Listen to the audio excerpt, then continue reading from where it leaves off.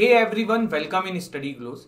आज हम एक ऐसे मुद्दे के बारे में बात करने वाले हैं जो सोसाइटी में एक बहुत ही कॉमन प्रॉब्लम बन के आज की डेट में उभर रही है। हमारे देश में जो बच्चियां हैं या फिर मैं कहूँ जो गर्ल्स हैं या फिर जो वुमेन्स हैं, उनको एक बहुत कॉमन प्रॉब्लम से फेस करना पड़ता है, वो होता है ब्लैकमेल। और ये ब्लैकमेल भी मोस्टली उनके जो कभी बहुत खास होते हैं वही लोग करते हैं।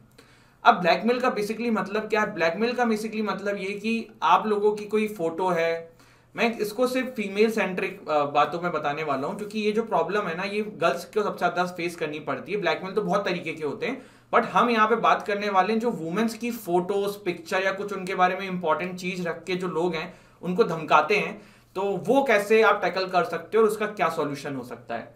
तो this is Manvendra Pratap Singh and आप लोग मुझे इंस्टाग्राम पे फॉलो कर सकते हैं। मेरी लॉ फील्ड के एक्सपीरियंस है कुछ सीखने के लिए, कुछ लॉ के रिलेटेड आपको गाइडेंस चाहिए, कोई लीगल एड चाहिए, तो मानवेंद्र20 इज माई इंस्टाग्राम आईडी, यहाँ पे आप मुझे फॉलो कर लीजिएगा। आज मैं बात कर रहे हैं ब्लैकमेल के बारे में, जो गर्ल्स को ब्लैकमेल किया जाता है। और ये ब्लैकमेल जो मोस्टली है ना, उनके द्वारा किया जाता है जो कभी उनके बहुत खास होते हैं। वो फिर दोस्त हो सकते हैं, वो बॉयफ्रेंड हो सकते हैं, वो हस्बैंड हो सकते हैं, और आपकी कुछ प्राइवेट फोटोज या कुछ भी इस तरीके की प्राइवेट चीजें जो आप पब्लिकली नहीं शेयर करना चाहते हो वो उनके पास होती है, फिर उसके थ्रू वो आपको धमकाते हैं। तो इसका क्या सॉल्यूशन है? क्या ये क्रिमिनल ऑफेंस है जो ये बंदे कर रहे हैं, और कैसे इनको रोका जा सकता है? तो ये आज के सेशन में हम जानने की कोशिश करेंगे। तो देखो, जब सबसे पहली बार कोई ऐसी चीज हो रही है ना, तो एक फर्स्ट हैंड क्या कर सकते हो? सबसे पहली चीज आप कर सकते हो, न्यूट्रलाइज द थ्रेट। इसका मतलब क्या होता है? मैं आपको एक सिचुएशन देता हूं। एक्स वाई एक कपल थे, एक्स वाई का ब्रेकअप हो गया। जो वाई हैं वो फीमेल हैं, उन्होंने किसी जेड बंदे के साथ शादी करने का डिसाइड किया। जो एक्स है वो वाई को धमका रहा है कि अगर तुमने शादी करी तो मैं सारी फोटोज जो हैं जाके जेड को बता दूंगा, दिखा दूंगा।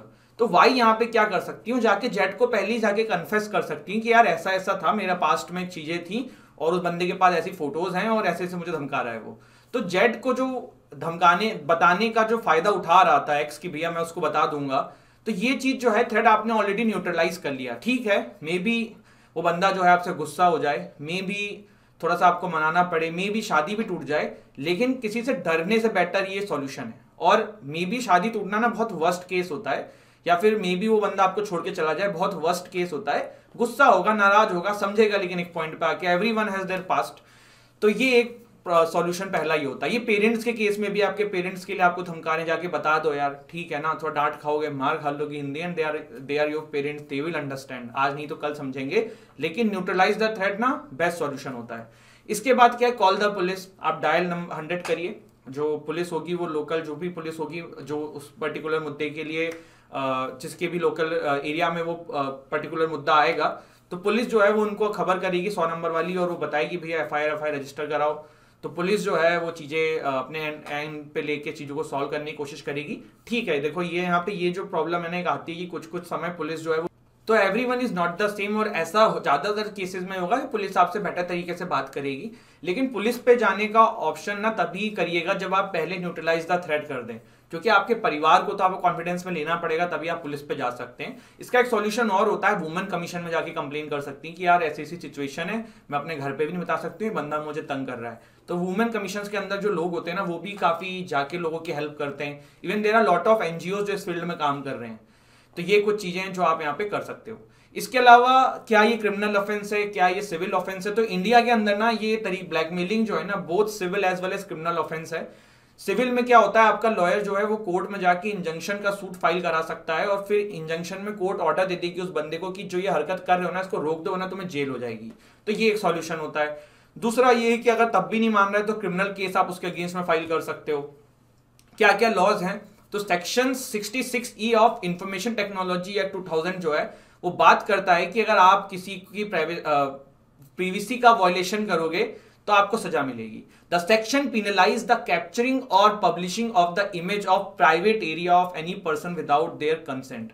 ये हुआ। दूसरा, अभी देखो कुछ समय पहले पुट्टास्वामी केस में राइट टू प्रिवेसी को as a fundamental right under article 21 किया गया था, तो आप वहां से भी देख सकते हो। Section 67 of information technology act 2000 जो है वो बात करता है कि किसी भी तरीके से ऑब्ससेन इलेक्ट्रॉनिक मटेरियल एक दूसरे के शेयर करना जो है ये कानूनन अपराध है, तो यहां पे भी वो बंदा जो है वो फंसेगा। Section 67A of information technology act 2000 जो है वो ये बात करता है कि according to this section whoever uses electronic means to publish or transmit any material which contains a sexually explicit act or conduct will be liable for imprisonment which may extend up to 7 years and also incur a fine.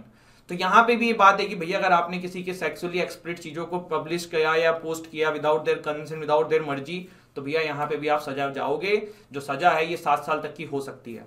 तो ये तो देखिए कुछ criminal आपके offences थे। इसके अलावा और भी है 67B ऑफ IT एक्ट 2000 जो है वो चाइल्ड पोर्नोग्राफी वाली बात करता है। अगर इस तरीके की 18 से कम की कोई आदमी करेगा तो उसको भी यहाँ पे सजा होगी, वो पॉक्सो के अंदर भी सजा के पात्र बनेगा। सेक्शन 501 ऑफ IPC में भी आप सजा के पात्र हो। क्रिमिनल ऑफेंस देखो यहीं से क्रिएट हो गया। प्रिंटिंग और engraving matter is known to be defamatory if it injures the reputation of that person in public. Whoever prints or engraves any matter, knowing or having a good reason to believe that such matter is defamatory of any person, shall be punished with simple imprisonment for a term which may extend to 2 years or with fine or with both. कहने का मतलब ये कि आपने किसी का भी ऐसा कोई मटेरियल, किसी की कोई भी फोटो, कोई भी पिक्चर पोस्ट कर रहे हो जो उसके लिए डिफमेटरी है, जो उसकी इज्जत को समाज में उछाल सकती है, तो आप जो है वो सेक्शन 501 IPC के अंदर भी ट्रायल किए जा सकते हो। तो ये कुछ बेसिक लॉस थे हमारे देश के जो हमें पता होने चाहिए थे। एंड जितनी भी ये गर्ल्स हैं जिनको ऐसा किया जा रहा है वो लोग इन चीज़ों का ध्यान रख के सामने वाले बंदे को बता सकती हैं। ये वीडियो ही भेज देना यही काफ़ी है। और मैं उन लड़कों को बिल्कुल अच्छे तरीके से यहाँ पे एक बात समझाना चाहता हूँ। देखो जिस दिन फंसोगे ना जेल जाओगे, लंबा जेल जाओगे। और किसी को इतना तंग करने का कोई मतलब नहीं है।